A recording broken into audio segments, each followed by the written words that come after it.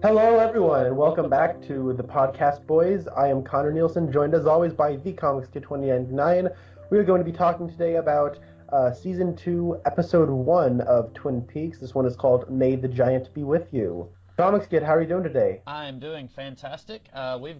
This was a double-sized episode, I guess you could say, so a lot to talk about, at least initially. We'll see how much we have to talk about as far as the actual substance of the episode. So we start off as we're basically picking up immediately with what happened in the season 1 finale. Cooper's been shot, and the room service guy is not very helpful at all. Cooper gets a vision of a giant who says vague things. He says there is a man in a smiling bag. The owls are not what they seem. Without chemicals, he points, and Leo was locked in a hungry horse. Ben Horne attempts to have sex with the new girl at One-Eye Jack's, not knowing that it's his daughter Audrey. Jerry calls Ben away, so Audrey's identity is not revealed. Uncle Jerry yells at Blackie, who is strung out on heroin. Lucy brings Coop up to speed, and Coop sees Jacques' body in a bag that looks to him like it is smiling. Ronette stirs in her sleep. Leland's hair turned white overnight. Maddie has some kind of vision on the carpet at her aunt and uncle's house. Ben and Jerry do some evil plotting. Al comes back to town. Andy accidentally discovers some cocaine in Leo's porch. Donna and Maddie act insufferable. Andy tells Coop and Al that Leo was in Hungry Horse, Montana, where he was locked in jail in 1988, which was the time when Teresa Banks was killed. Harry interrogates James. Donna and James act insufferable.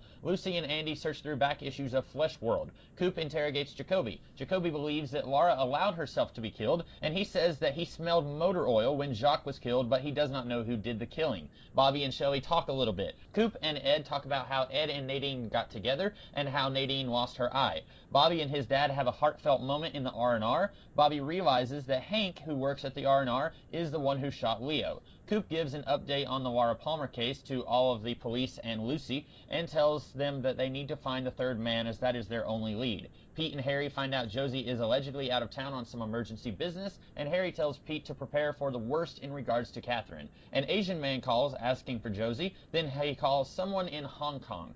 Ben and Jerry meet with Hank and discuss the events of the previous episode. Audrey finds out that she is locked in at One-Eye Jack's with no seeming way of escape. Donna takes over the Meals on Wheels program to investigate it, thanks to an anonymous note that she got at the R&R. Audrey tries to telepathically send a message to Coop and fails. Coop gets a return visit from the giant, who tells him some more vague stuff. Ronette wakes up with memories of the night Laura died. And that's about it. Connor, you did not care for this episode, did you? Not really. I will go as far as to say that as far as the first half goes, I hated this episode. Mm-hmm. But the second half I thought really picked up, and I think around the time when Albert shows back up, I started to smile again. I started to feel. That was kind of nice. Yeah. And then when Ed and Cooper have that scene where they just talk to each other about, Ed and Nadine's past, I thought that was genuinely stirring. I really like Ed. I really like that scene. And what really made that scene work was the reaction shots from Albert and Harry. I really like those. And then at the end of the scene, you find out that they're just like 4 feet away from each other. Yeah. And then I thought the scene between Bobby and his dad was genuinely great. That was probably the best part of the episode. That is I mentioned in one of our earlier podcasts that is my favorite Bobby moment, I think.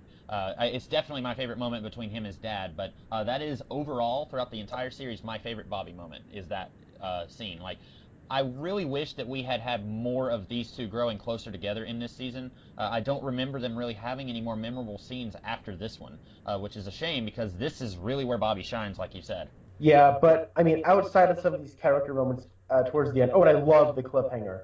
The last 2 minutes are genuinely shocking. And, like, what I liked about the first season of Twin Peaks, where they know just how to get you. The issues all come from the first half, because it is... it's a cluster blank. Like, it is so much is happening at once, and this episode is needlessly long. It is gratuitous in its length, and I don't think it's warranted at all. You mentioned that scene where Donna and Maddie act insufferable. Mm-hmm. I was about ready to turn this episode off during that scene. I could not believe what I was watching. I mean, what am I watching? Okay, so she's wearing glasses, and then she says, "I hate these glasses." Glasses you asked me for. Why is Maddie acting like that? Because she got a vision? And then Donna goes, thanks. And then puts them on. and then takes them off 2 minutes later after nobody does anything. And then Maddie looks at her glasses, then puts them on, looks around for about 30 seconds, takes them off, and says, "You see these glasses I'm holding?" No! I couldn't imagine her not seeing them. And then she says, "I hate them." And then she breaks them.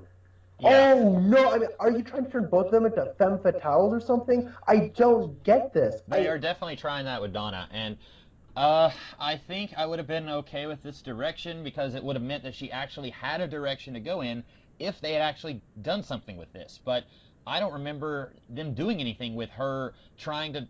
It's almost like she is trying to act more grown up than what she is, or she thinks this is how grown ups act, so this is how she's trying to act. It's almost like that's going on, but after this episode, they don't do anything else with that. They go back to her acting the way she did in season 1. So I didn't understand what they were trying to do with her here. It's almost like, I'll tell you what, the entire problem with this episode is that it's basically just a placeholder to remind you of all the stuff that you may have forgotten about, because this is what, like 6 months for the audience, this is like 6 months after the previous episode. So it's going to be a while since you saw it. I mean, for me and you, it's just been a couple weeks, but it's been a really long time for the audience who was watching this when it was coming on. So they're wanting to basically just remind everybody, okay, this is what's going on. And when they're not, it doesn't work, because so much of this episode is characters reminding other characters what happened when all of the characters should already know what's going on. Like that scene where Coop and Al are basically telling the Twin Peaks Police Department, okay, so we have to look for the third man. Well, no duh. They already know that. And they're basically just reminding the audience, this is what's happened. This is what, in case you didn't see season 1, or it's been a while since you've seen season 1, this is to catch you up to speed. And there's a few moments that are moving plots forward, but for the most part, a lot of this just seems like it's filler, it's fluff.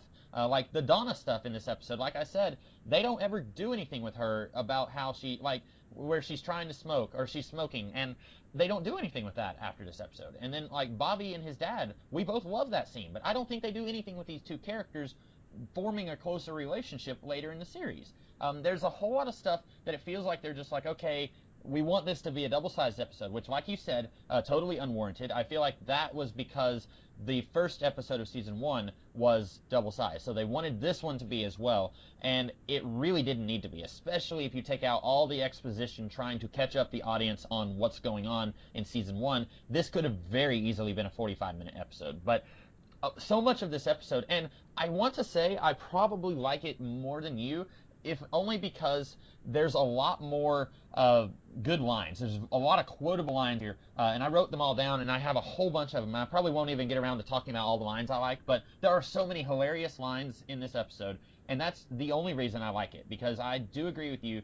So much of this episode is just, it's fluff. I would argue to the degree of fluff that a lot of this episode is, because I will say that the way to watch this episode is like at least 2 weeks after seeing the end of season 1. Right. I haven't even gotten to that first scene, which is like almost intolerable for me. But that first scene, like, I remember when I first saw it, I could not believe I was watching Twin Peaks. But to play, like, just trying to rationalize so much of what's bad in this episode, this can't possibly be the Twin Peaks I love. So I guess the way that they're trying to take season 2 of Twin Peaks and have it as one entity. It's trying to be its own thing, separate from season 1. So they're going to try, but it's also informed by events in season 1. So they're going to remind you of some relevant situations, but for the most part, it's going to try to be its own unique kind of thing. Well, that's fine, except for the fact that this entire series is built on being so tightly knit from the last episode, and everything is a constant continuation. Exactly. That idea would have worked a lot better if season 1 had been longer. If they had solved the Laura Palmer murder in season 1, then they would have had they could have done whatever they wanted. They could have jumped forward in time 1 year or whatever, kind of like how Heroes used to do. Heroes, in between each season, it would be like a year or something like that they jump forward, even though within the season you were only moving forward a day or so with each episode, kind of like Twin Peaks.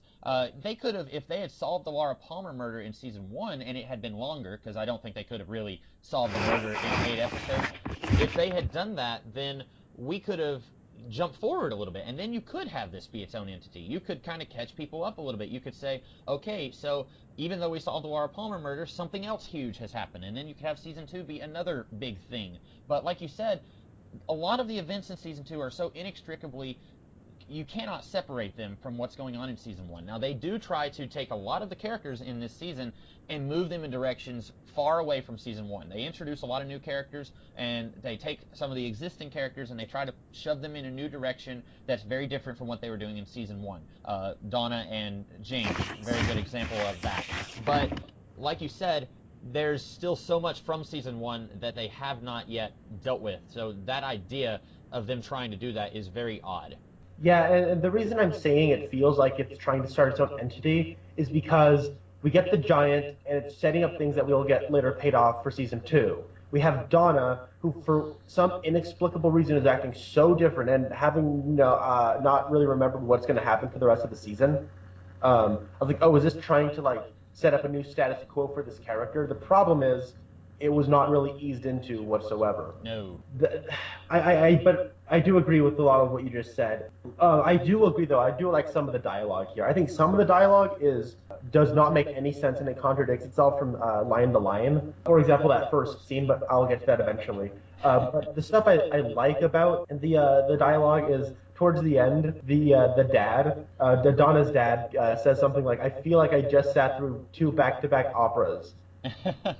Is that some kind of wink at the audience because this is a double-sized episode? Oh, I didn't even catch that. I thought it was just one of those things he says. He sometimes has these very odd lines, like when he was talking to Donna about diet lasagna.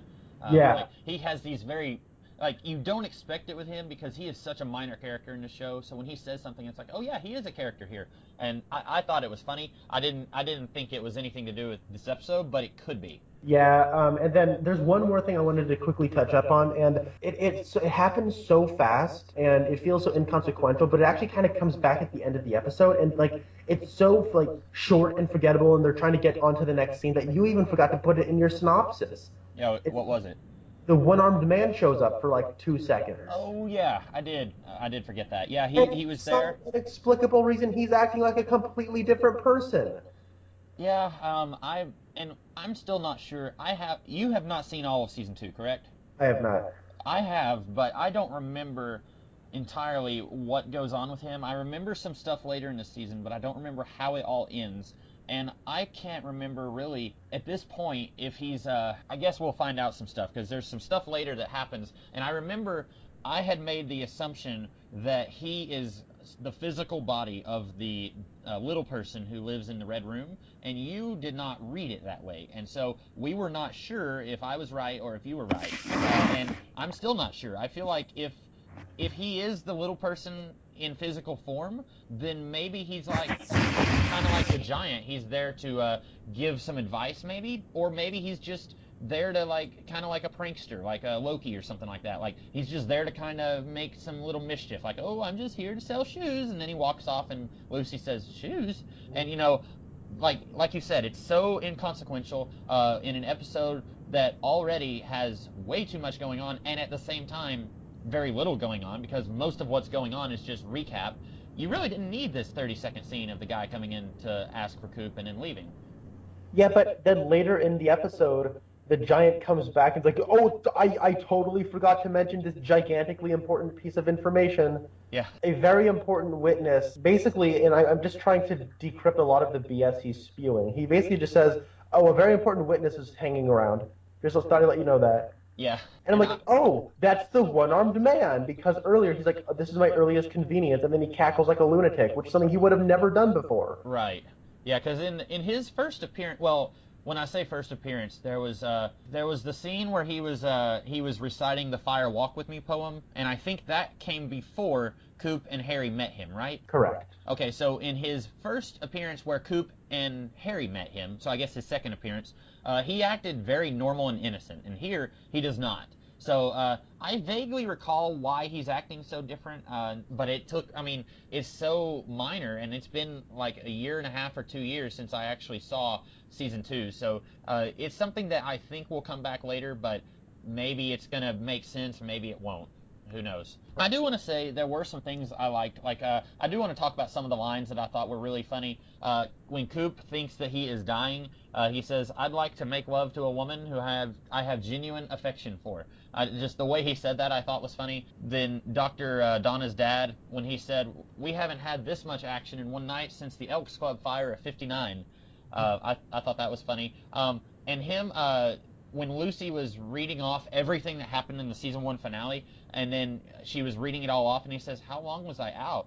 It reminds me of the movie Batman Forever, when Bruce gets shot in the head by the Riddler, or it grazes him on the forehead, and then when he wakes up, Alfred is saying all this stuff like, "Master Dick has taken the car, Miss Nicole Kidman has been kidnapped, and they've destroyed the Batcave."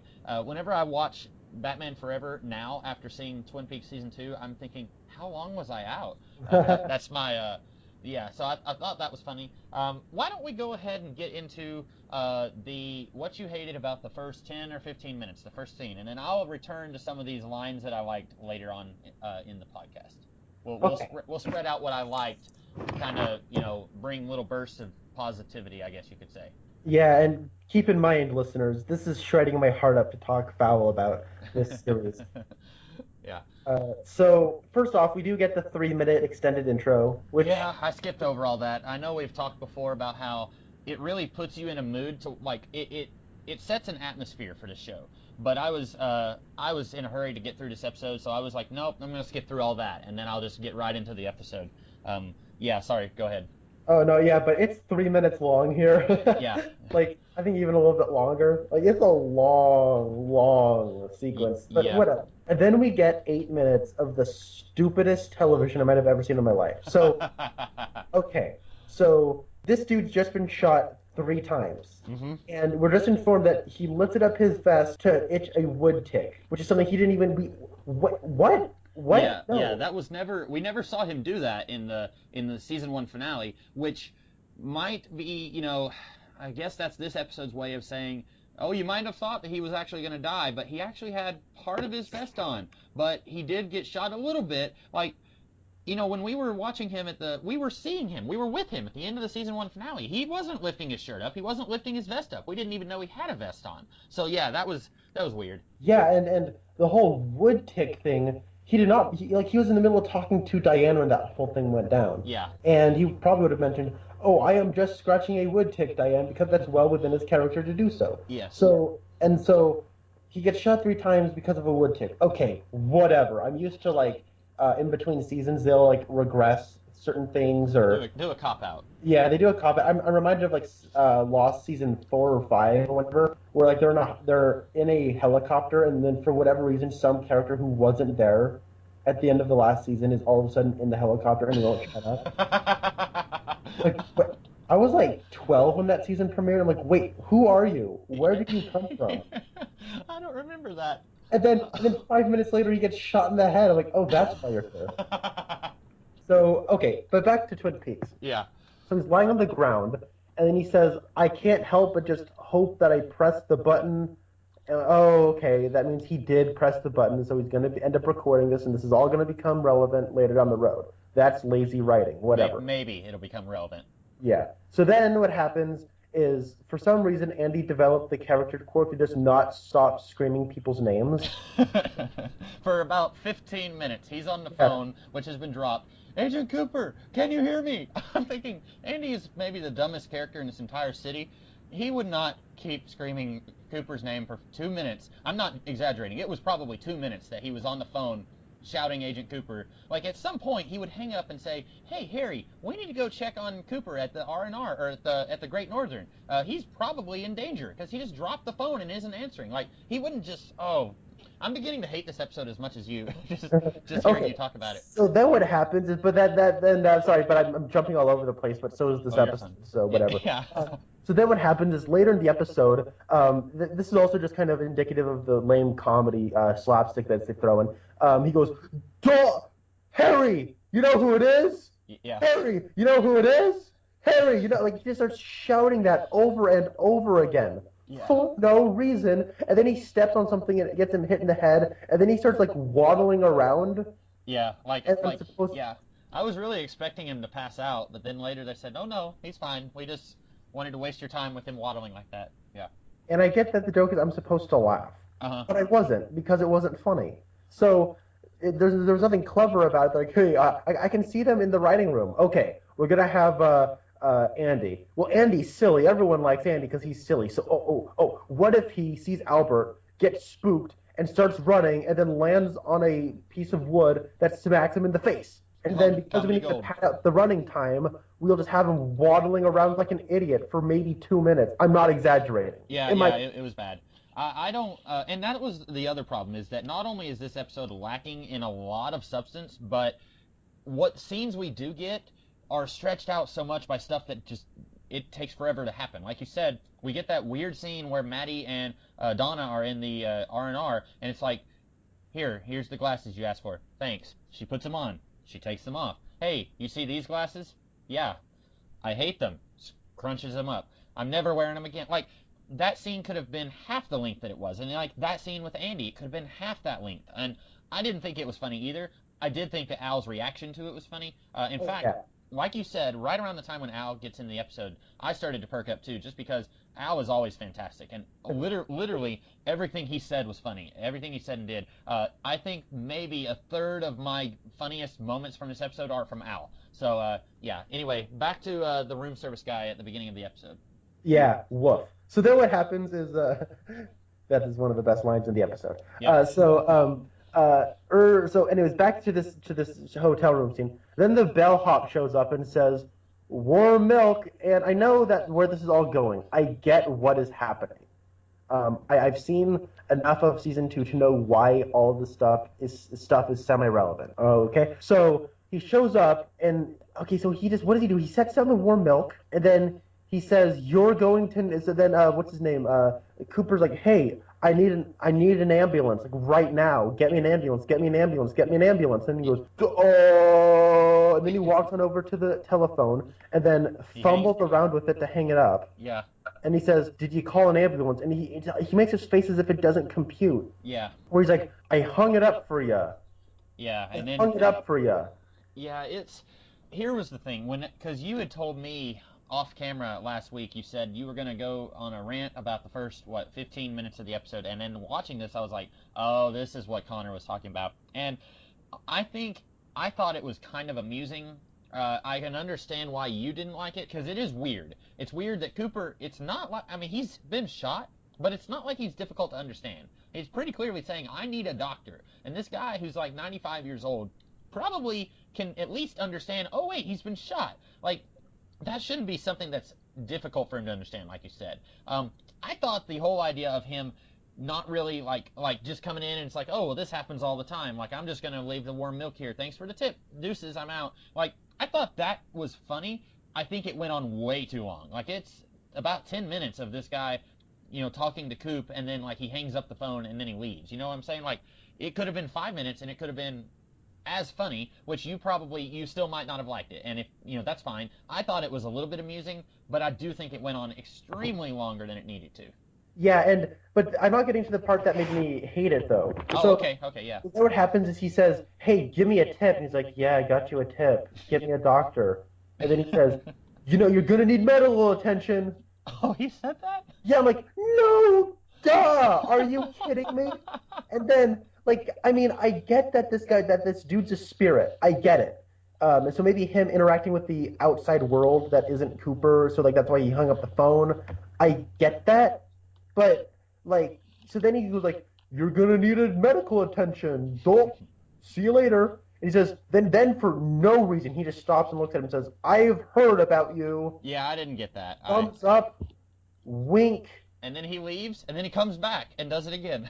Yeah, and then he says, "I've heard about you," thumbs up, and then he leaves. Yeah. And then he comes back just to wink, and then he leaves again. Oh.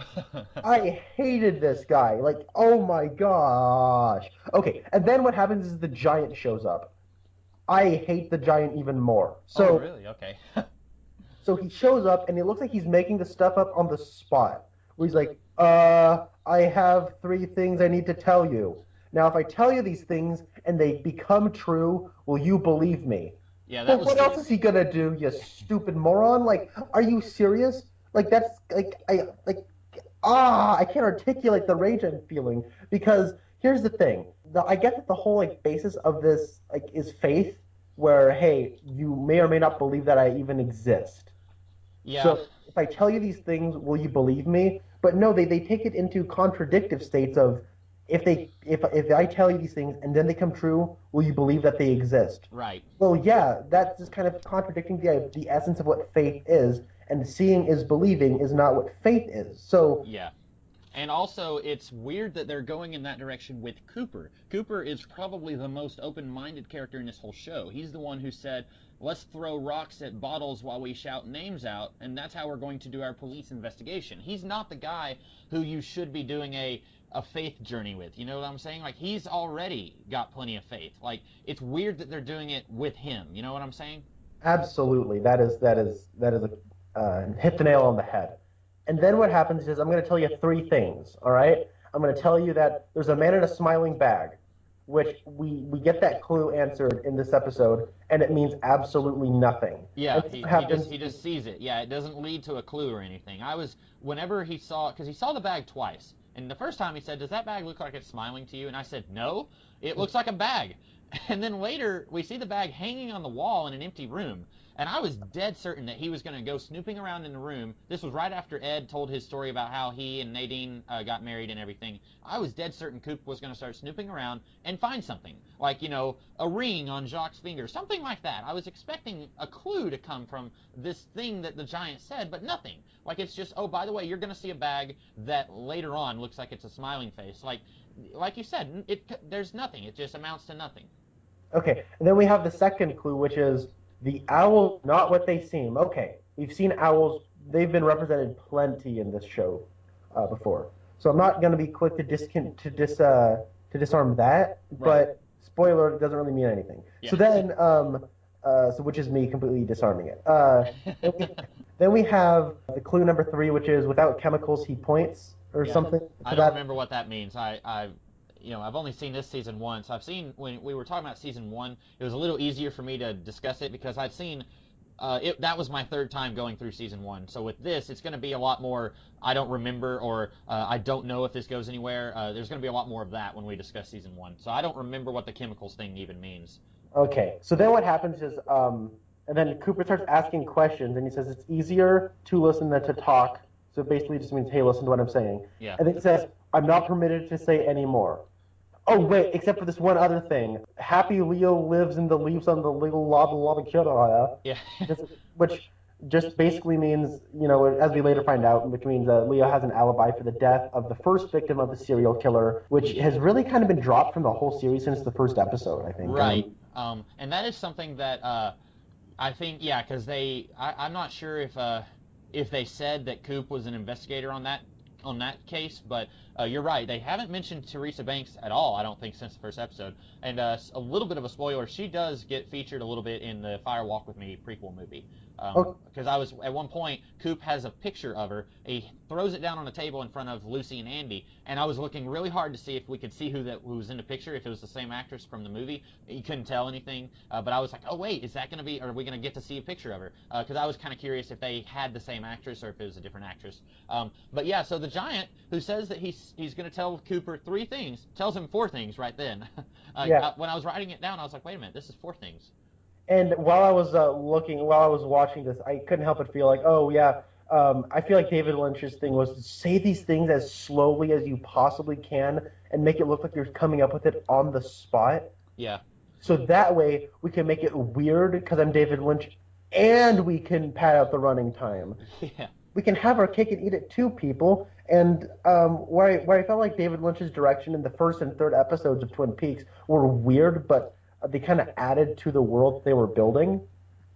This just feels like it's being weird for the sake of being weird, and so we can pad out the running time. Yes. And David Lynch's idea of weird here is just to be slow. Yeah.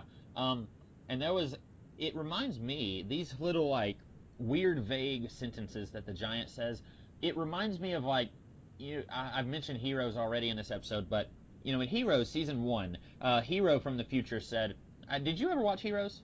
I did not. Okay. I don't think this is spoiling anything, but Hero from the future said to Peter Petrelli, he said, "Save the cheerleader, save the world." And that was like second episode of the series or something like that. And that kind of became the mantra for the whole first half of the season.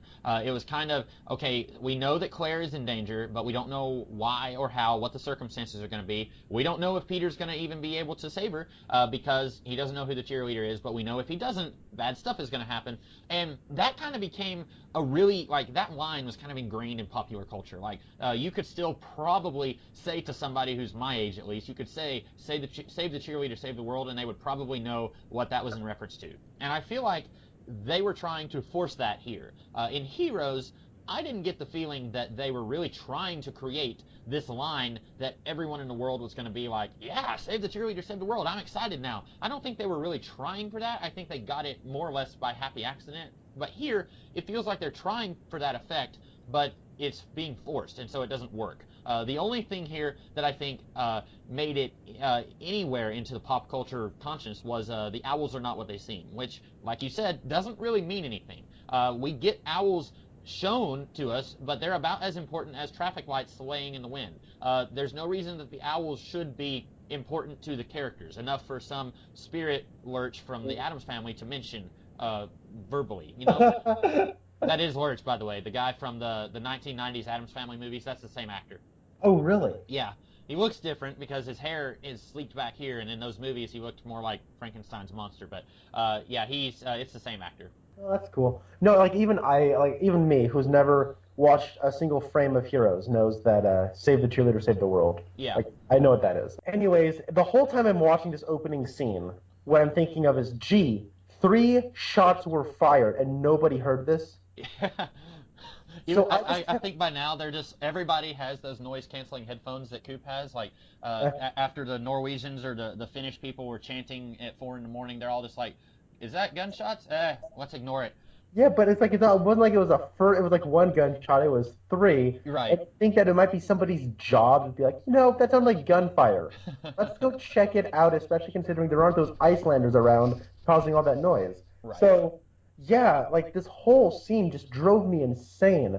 And there's also a little detail that just drove me crazy, and I know it doesn't really matter, but like David Lynch directed this. David Lynch is known for being an excellent director, and excellent directors get details right. And this is a detail that got so wrong, and it drove me nuts. So it's in the opening scene, Audrey's letter is on the mantle, is right next to the phone where Cooper left it. And when that guy who looks like Brian Azzarello hangs up the phone, he hangs up the phone, the letter is still sitting there. And then at the end, when Audrey's praying to Cooper, just so the audience can understand what's happening, how she's feeling, it shows Cooper lying in bed, and then it shows the letter underneath his bed. Yeah. Why? Why is that letter there? Why did it get moved? That's a pretty important detail that you're just skipping out on, and it feels like, oh, we need him to not be able to see the letter till later in the season, so let's just have the letter move places because he would be able to notice it right next to the telephone. I'm wondering if, because Cooper is talking to Diane and then he passes out and then he wakes up, we immediately go from him passing out to him waking up in the hospital. The only thing I can think is that Andy eventually, after 20 more minutes of shouting Agent Cooper's name, eventually he said, "Hey, let's go see what's going on." And then they went, and probably there was 3 or 4 cops there, and then maybe it just got knocked under the bed, but I don't see how. Like, if he's on the ground, there would be no reason for Hawk to, like, brush his arm against the mantle of place or anything like that, But that's my theory. But like you said, it's more or less just easy drama. Like, we see it on the mantle to show us that it's there, and then later we see it under the bed so that he doesn't know that it's there. And then Audrey can spend 3 more episodes or whatever in One-Eyed Jacks.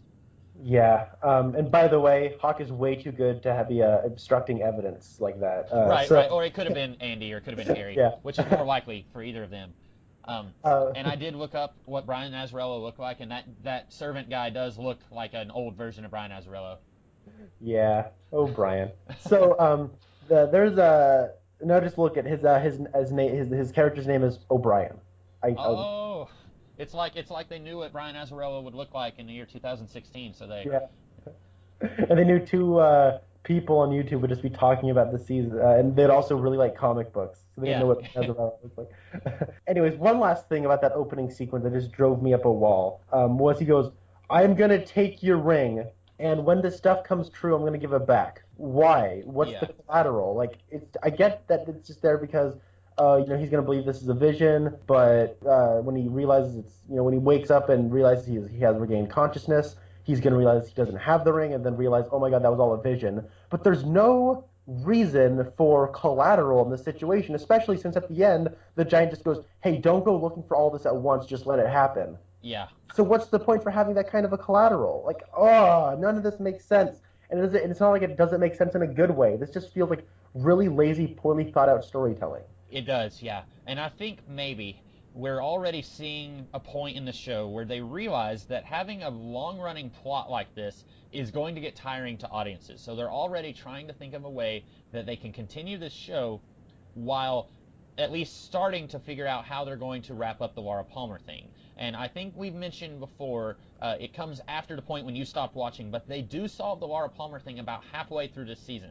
And then they've got another 11, 10 episodes after that where, in my opinion, very little happens. And I feel like at this point they're trying to find a way to stretch out this series beyond the premise. I think the premise lies with Laura Palmer's case, and it's a problem. The actress who played Shelley, she said back when the show was going on, she said that people would not be interested in the show once they revealed who Laura Palmer's killer is.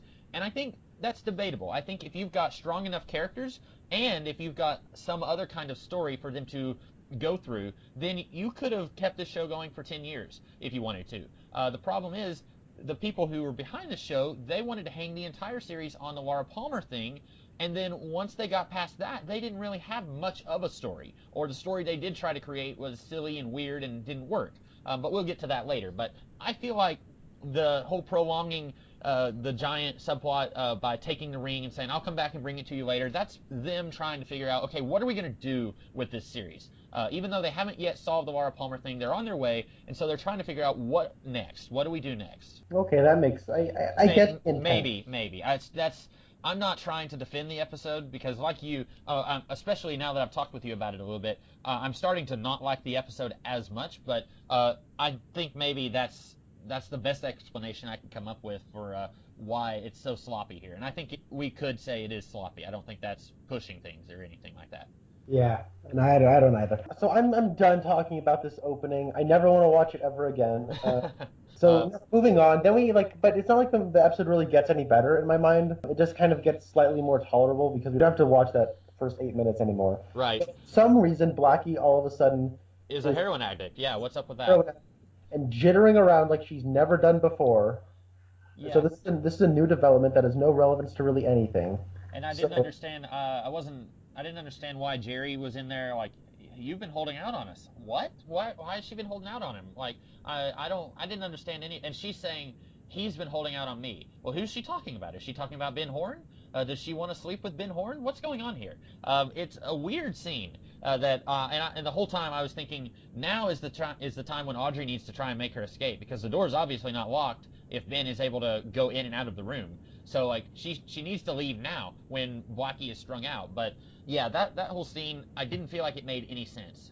Jerry talking to her being on heroin, that was all weird. Yeah. Then what happened? What's the scene after that? Lucy brings Coop up to speed. Coop is in the hospital, and they see Jacques' body in a bag. Okay, so this is also where this whole bizarre subplot of the hospital food comes up. Okay, yeah. I thought that was amusing.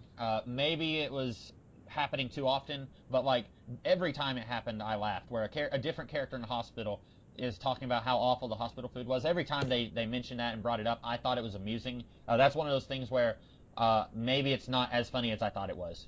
Well, one of those things where I probably would have liked it more if I liked this episode more. Fair point, yeah.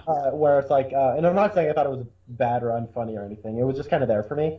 And what part of the reason was because I couldn't decide whether like this is a new development that we're going to solve the mystery of who's making the food, or if this is just like, hey, we have a bunch of people in the hospital, why don't we just have a little running gag? Yeah, I think it was running gag from what I recall, but I thought it was funny.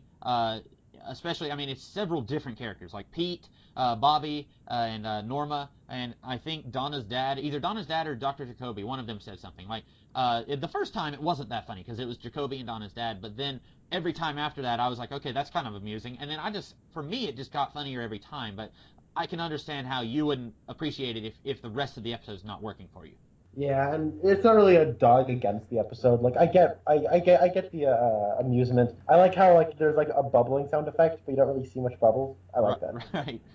Speaking of things I did like about the episode, I wanted to give a few more of the funny lines I thought that I kind of liked. Agent Cooper, just to kind of spur in some more positivity, if you will. Agent Cooper, when he's getting up after Dr. Hayward has done surgery on him, and Hayward's trying to say, no, you don't need to do that, and then like an hour later into the episode, Hayward is like giving Cooper lip, like saying, maybe you can tell Dr. Jacoby about your broken ribs, and walks off, and I was like, quit acting like your daughter. Like, you just need to be a doctor, okay? Stop, whining about that. He's not gotten any worse, so, you're wrong. Anyway, but Cooper he says, I'm fine, the body can heal itself when it needs to. Just give me a couple of hours to get dressed. I thought that was kind of funny. And then Leland, of course, his hair turns white, and you may have something to say about that. I have something sort of to say about it in a minute. Well, then he comes in to Ben and Jerry's office at the Great Northern, and then he starts singing some song. Well, then Ben and Jerry just start kind of dancing around the room. Ben gets up on the table and starts like dancing, and neither one of them question that his hair is white. Maddie, at least 2 different points, she's like, Uncle Leland's hair turned white. But these two, it's like, this sort of thing happens. It's Twin Peaks. But then it's like, hey, I'm back, guys. And they're like, oh, okay. But yeah, I thought that was kind of funny. Yeah, I did like that scene. And I think it's funny that the guy who plays Leland is an actor by the name of Ray Wise. Yeah. And I feel like Ray Wise did not know that they were going to do that, because he actually kind of chuckled a bit. Like as if the actor was like...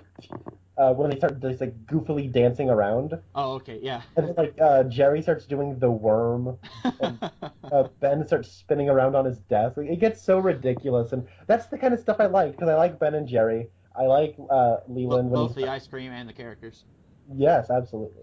Who doesn't like a daily dose of Ben and Jerry? Right. So this like guy. Oh, sorry. Go ahead. I was gonna say I like that scene, and I like a lot of these lines you're reading off. I think that the character interactions really make this thing get better as it goes along. And I think if we didn't have all of these lines that I'm reading, this episode would be much worse for me. I don't think I hate it as much as you do, but I think that if I didn't have all these lines to fall back on and say these were really funny and they actually made me laugh out loud, I would probably be a lot more bitter about it. All right. Yeah.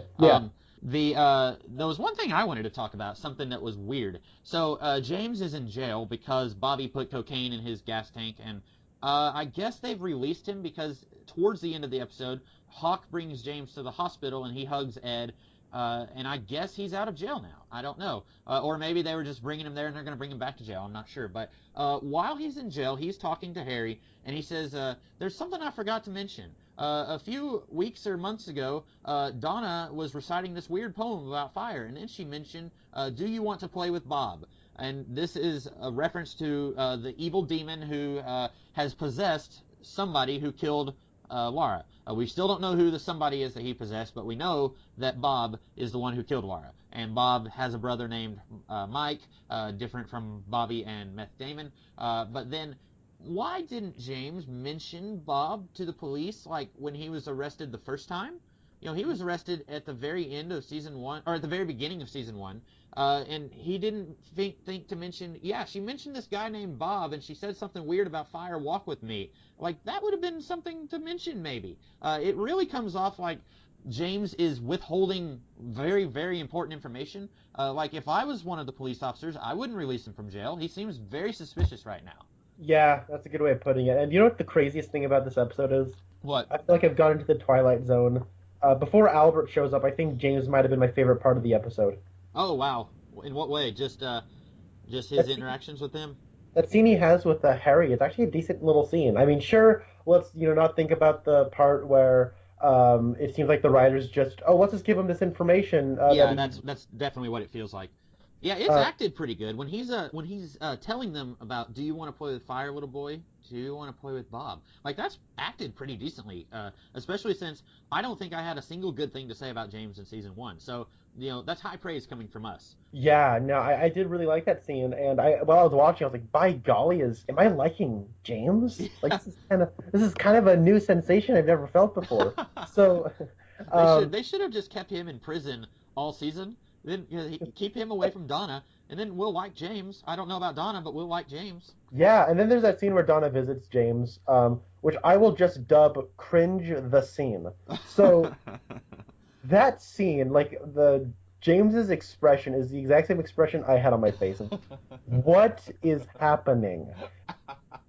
Okay, so here's a question. Maybe a little awkward. Have they done the nasty yet? I have no idea, but that I need to know. That's a good question. Because she's acting, I don't know, like she's biting his finger and she grabs his neck and is like almost about to bang his head into the bars while they're kissing, and then she says, again, you mentioned that this episode has lines that don't make any sense. Here's one, when she says, "What's wrong?" "Nothing's wrong." "Oh, so is it not okay for me to want you?" And I was thinking, what? What? Like, I was just like, that was all that I was saying. But I wasn't sure if these two are still like, because they've only been dating for about a week. It's easy for us to forget sometimes, even though they've been a couple for an entire season, even though it was only like 8 episodes long, that's, 2 months of real world time, but it's only been a week for these characters. And I'm still not sure, like there was that one episode where they were talking late into the night and they had church the next morning. What, did they do stuff then? I don't know. But like, that, I feel like if we did know that might inform this scene a little bit more. It seems to me that they're still very early in their relationship, so it's possible they haven't yet. That's, I guess, not crucially important, but since we were talking about this very bizarre scene, I just thought I'd bring that up. Yeah. And is it okay for me to say that even though Donna is acting extremely strange, that I think she's super hot in this scene? And that's probably the nicest thing I'll ever say about Donna. Yeah, Donna. And she actually had one of my favorite lines, believe it or don't. There was whenever James was asking her, "Since when do you smoke?" She said, "I smoke every once in a while. It helps relieve the tension." "When do you get tense?" "When I started smoking." I thought that was funny. Yeah, that's going back to the classic like noir femme fatale kind of dialogue. Yeah, and again, it'd be one thing if they were actually doing something with her becoming that kind of character, but after this episode, she goes right back to investigating the Laura Palmer thing, and I just wish we knew what the people making the show were thinking. Like, were they thinking, okay, we want some humor, so we're going to have her say this funny line about smoking, so let's have her smoking when she meets Maddie, and then she's like dressing, like when she walks into the police station and says, "I'm here to see James," somebody, I don't even think it's an actual character in the episode, I think it's just a sound effect that we hear, it's like a, yeah. Like, it's funny, I guess, but they don't do anything with it after this episode. And I just keep hovering around that because it's baffling to me. And I really wish I knew what their thinking was when they did this. Yeah, no, I completely agree. And going off of that, springboarding off of that quick little thing you said about the cat call that they inserted, I like the music. There's some new music tracks that are incorporated here. Uh-huh. Like, even though the scene between Maddie and Dunn at the Double R is up there with the opening scene as worst scene in Twin Peaks history. I think that, as of now, I think that the music in that scene is really good. It's good. Yeah, I agree. I usually don't have much to say about music stuff. Just, it's pretty good. Like, Twin Peaks has always got really good music, I think. Yeah, so I will give that scene that, and I'll give whoever the composers, it's like Angelo something or other that I can't look, that I'm not looking up right now, but whatever. I like his music. I've got the Internet Movie Database here, but I don't know if it has anything about composer. Let me, I'll keep looking. Oh, and just quickly about Donna's glasses, her new shades she's found. She's wearing them crooked, like the whole time. I didn't notice that. I couldn't stop noticing it. Like, if you're trying to be cool, you wear them straight. Yeah, I think she's always been the good girl, air quotes. So this is all very new territory for her. So I would say that makes sense, given her character. But I will say what doesn't make sense, and this is the absolute last time I'll mention it. It's Angelo Badalamenti. I don't know, Well, Minty, yeah, that's the only way Anyway, last time I'll ever mention this, but it doesn't make any sense that she's acting like a femme fatale. I'll just say that, and I'm done saying that. It sounds like it's a bigger issue for me than what it is, but we keep talking about her, and so I keep thinking about how it doesn't make sense. Anyway. Yeah, no, it's completely warranted, I feel. Now let's talk about Maddie, because, wow. Here's a question. Okay, so when they first introduced her, it was because she was there for Laura's funeral, which in the show's world, that was like a week ago. What is she still doing here? I don't understand. Like, I know that the people making the show, they like this actress, and the character that she was playing has already been killed off, and they don't want to waste this actress by only once every 5 episodes having flashbacks or audio tapes that Laura recorded. They don't want to waste the actress, so they're going to have her play her identical cousin.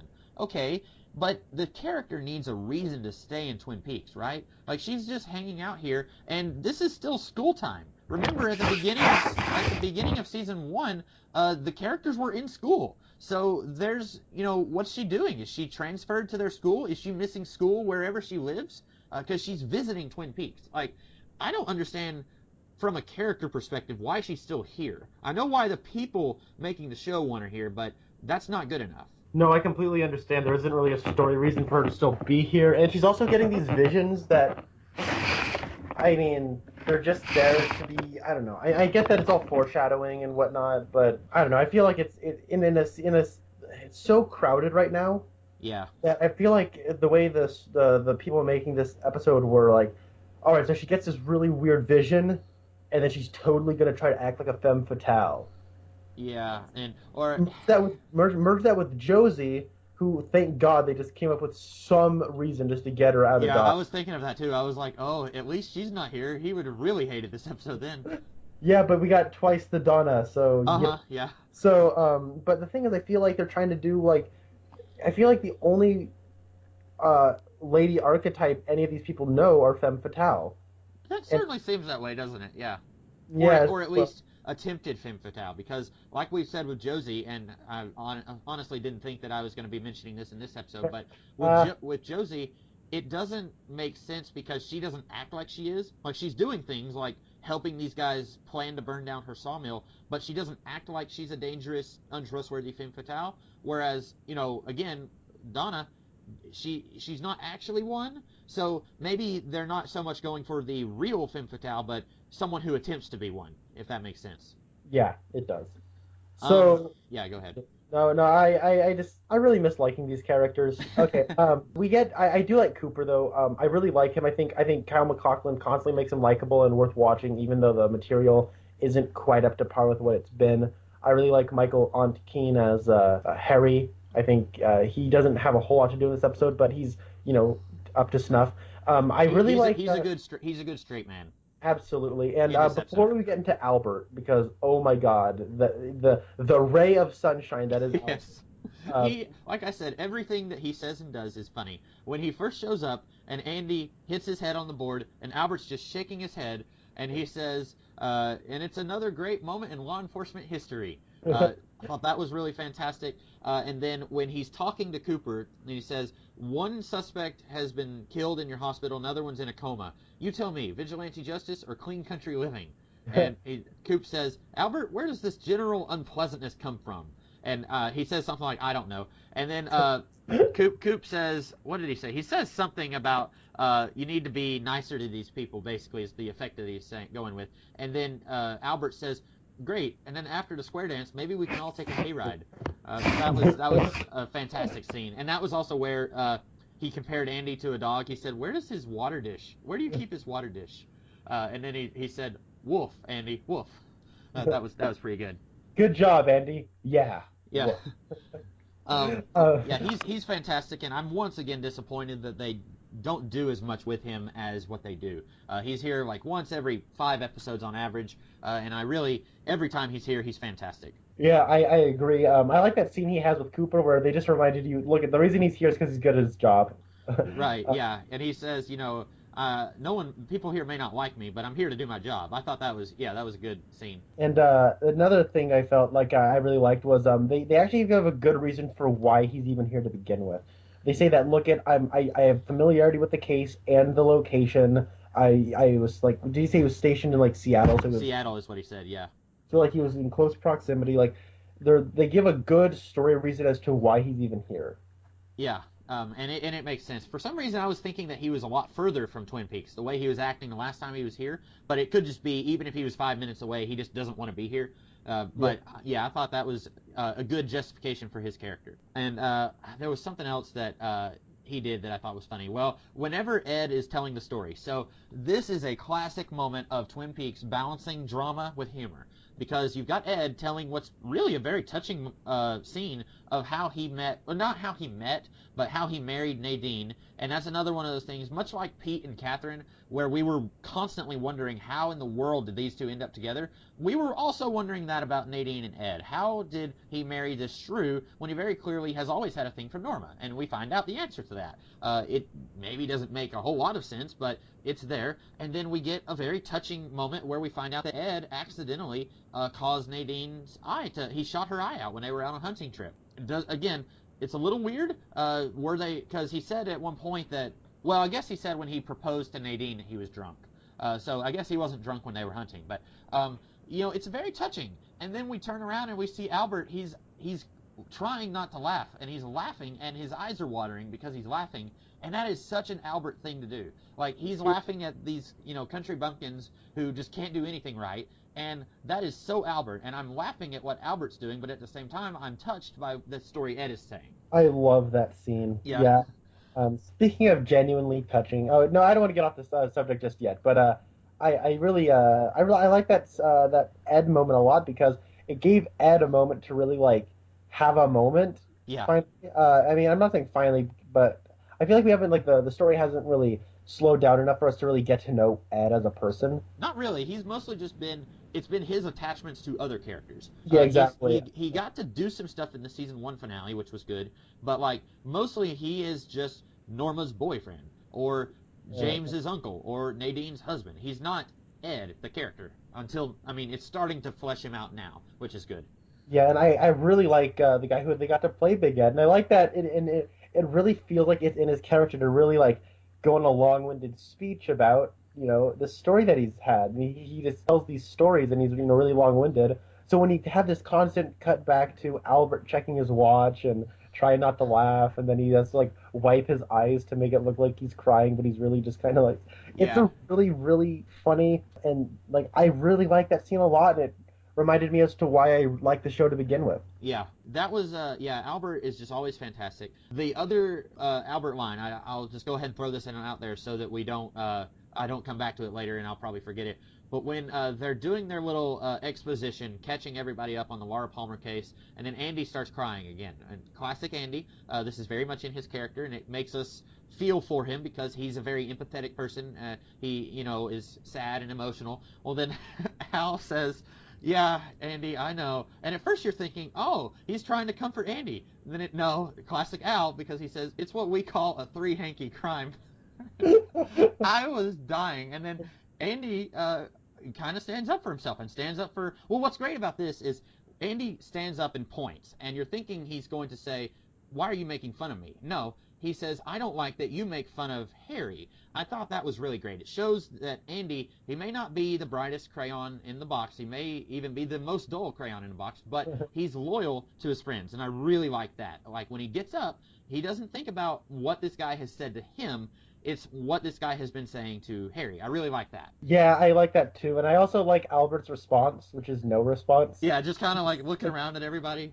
He just sits there stone-faced, like, whatever, next. Yeah. And so, I also like the part where Lucy and Andy have to go through each issue of Flesh World. Then what's his name?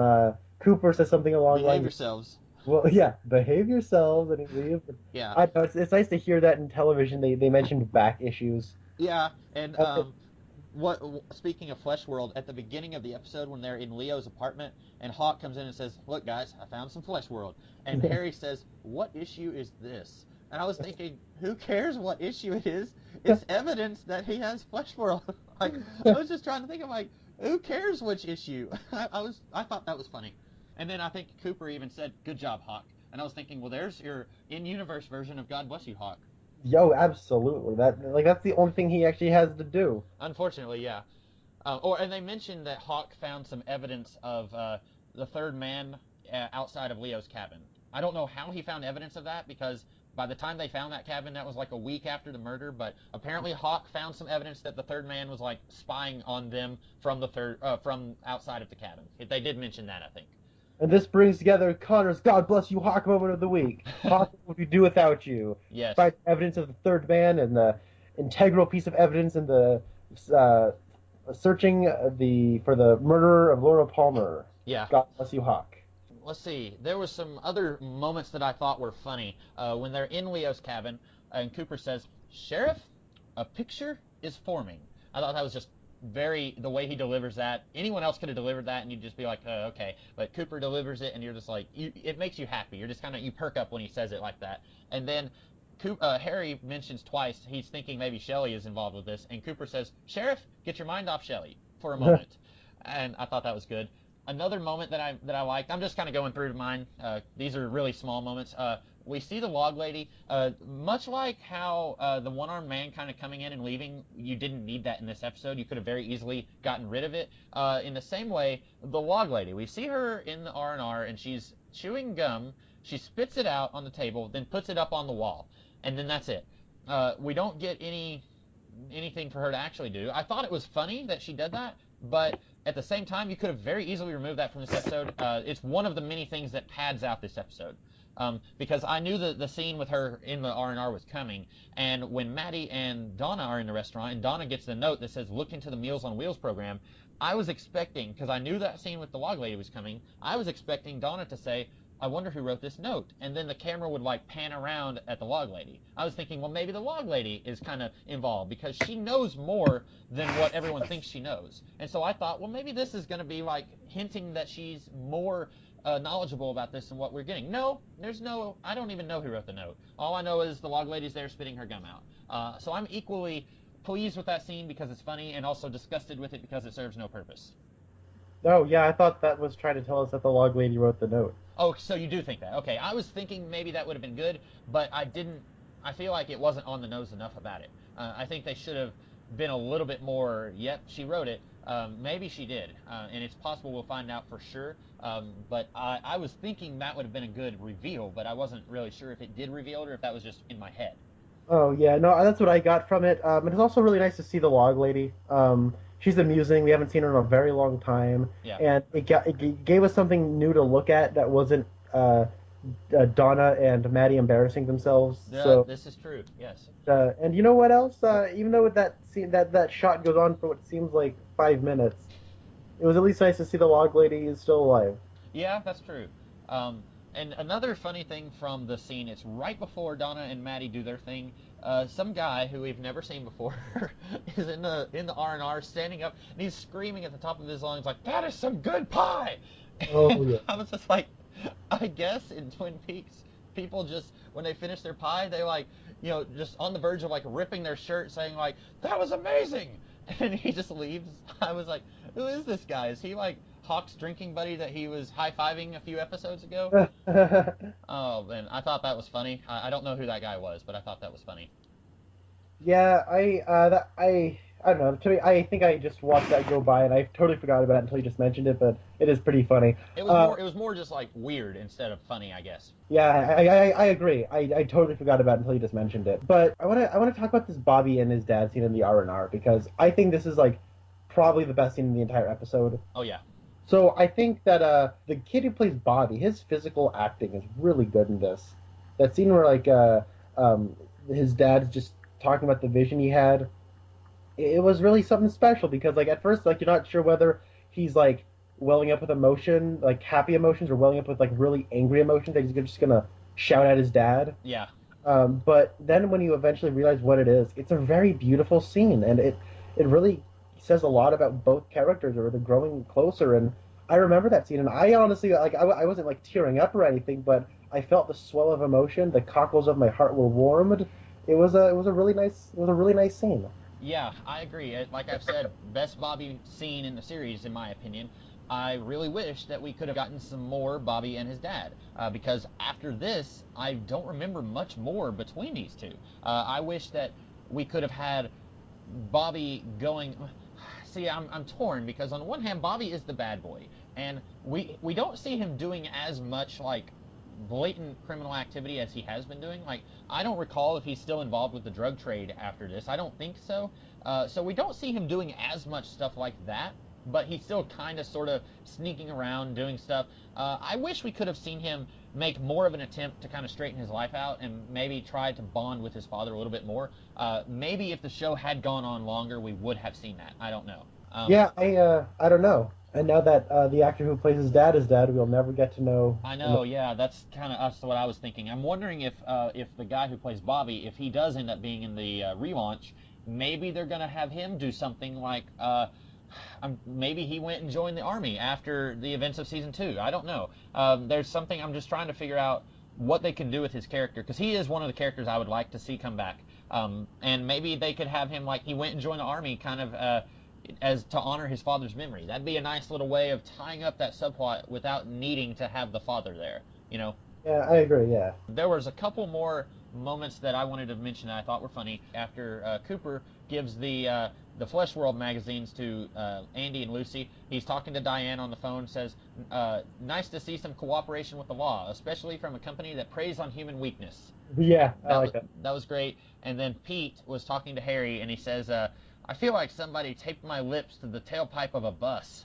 Talking about the smoke inhalation. I thought that was good, too. And speaking of touching scenes, there's one with Pete talking about how he's really worried that Catherine is dead.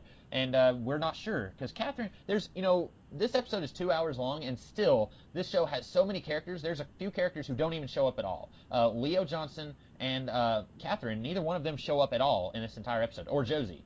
So that's kind of shows you just how many characters we've got going on, and yet at the same time how very little is going on here, because the characters who do show up, for the most part, they're just kind of treading water, catching everybody else up on what happened in the previous season.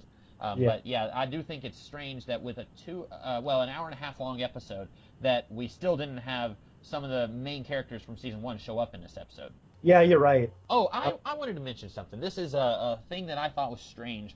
When watching the season 1 finale and Hank shoots Leo, this is how I interpreted it the first time I was watching the finale and then season 2.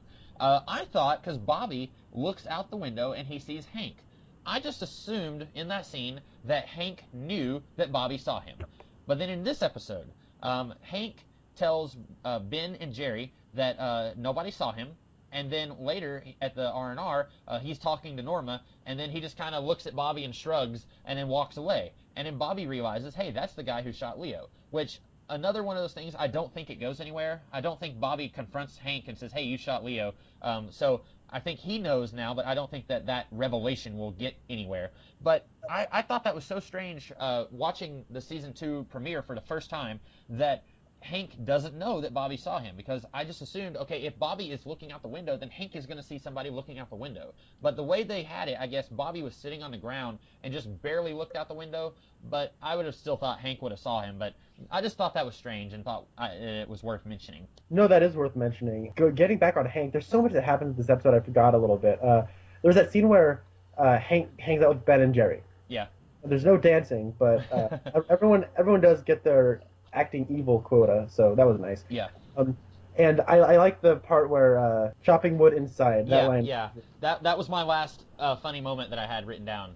Well, when Hank says Leo's in a coma, they're thinking brain damage, and then Jerry says, with Leo, how could you tell? I thought that was funny. And then when Hank said he was chopping wood inside, and Jerry says, chopping wood inside? Yeah. He was, and then he's like, wait a minute. He was chopping wood inside?